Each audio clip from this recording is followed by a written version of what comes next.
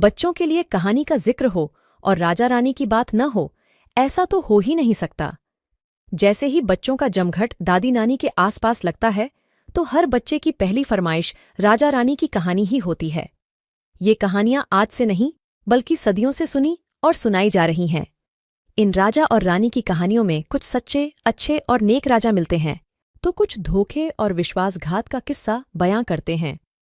राजा रानी के ऐसे कई किस्से हैं जो हमें सच्चाई की राह पर चलने, लोगों की सेवा करने और साहसी बनने की प्रेरणा देते हैं। बस इसलिए हमने अपनी कहानियों की श्रेणी में राजा रानी की कहानियों को भी शामिल किया है। ये कहानियां बच्चों को जरूर पसंद आएंगी और वो इन्हें एक बार नहीं, बल्कि बार बार सुनने और पढ़ने के लिए उत्साहित होंगे। इनमें से कुछ कहानियां सच्ची घटनाओं पर आधारित हैं, तो कुछ काल्पनिक दुनिया की सैर करवाती हैं, लेकिन हर कहानी अंत में बच्चों को एक सीख जरूर देती है। फिर देर किस बात की, अभी खोलिए राजा रानी की कहानियों का पिटारा और एक एक करके बच्चों को सुनाएं। सालों पहले राजानाथ का शासन शिवानगर पर हुआ करता था। राजा की 3 रानियां थीं। राजा अपनी तीनों पत्नियों में से सबसे ज्यादा अपनी पहली पत्नी को प्यार करता था, क्योंकि वो खूब सुंदर थी।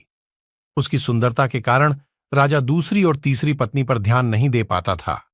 वह अपनी दूसरी पत्नी को दोस्त मानता था और तीसरी पत्नी पर बिल्कुल गौर नहीं करता था। इधर राजा की तीसरी पत्नी उससे बेहद प्रेम करती थी, लेकिन राजा को तीसरी रानी का प्यार कभी दिखाई ही नहीं दिया। वो हरदम अपनी पहली पत्नी के साथ ही व्यस्त रहता था। ऐसा होते होते कई साल बीत गए।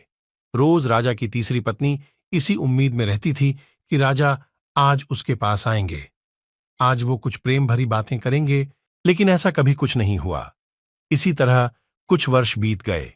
एक दिन राजा नाथ अचानक से गंभीर बीमार हो गए। उनकी तबीयत देखते ही देखते खराब होती गई और उनके जीवित रहने की उम्मीद कम हो गई। तब राजा ने अपने पहली पत्नी को बुलावा भेजा। राजा की पहली पत्नी राजा के पास आए तो राजा ने उससे पूछा कि मेरे जीवित रहने की संभावना बहुत कम हो गई है और मैं भगवान के पास अकेले जाना नहीं चाहता हूं, क्या तुम मेरे साथ चलोगी?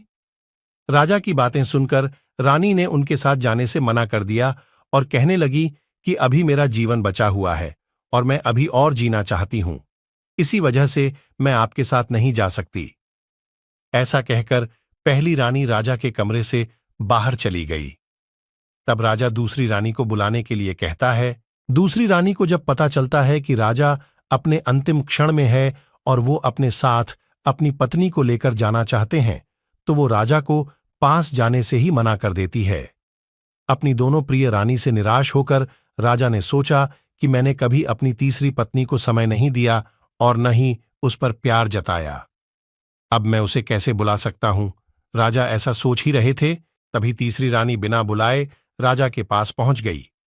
तीसरी रानी को राजा की इच्छा पता होती है, इसलिए वह सीधे राजा से कहती है, स्वामी, मैं आपके साथ चलने के लिए तैयार हूं। रानी की बात सुनकर राजा को बहुत खुशी हुई। साथ ही उन्हें यह निराशा हुई कि उसने सारी जिंदगी उस रानी से ठीक तरह से प्यार नहीं जताया, लेकिन यही मुझसे ज्यादा प्रेम करती है।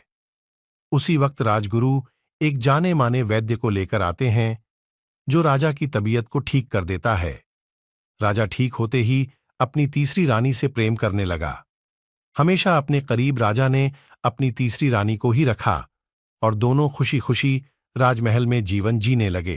कहानी से सीख, किसी को सुंदरता से प्रेम नहीं करना चाहिए, बल्कि उसके दिल और आचरण से प्यार करना चाहिए।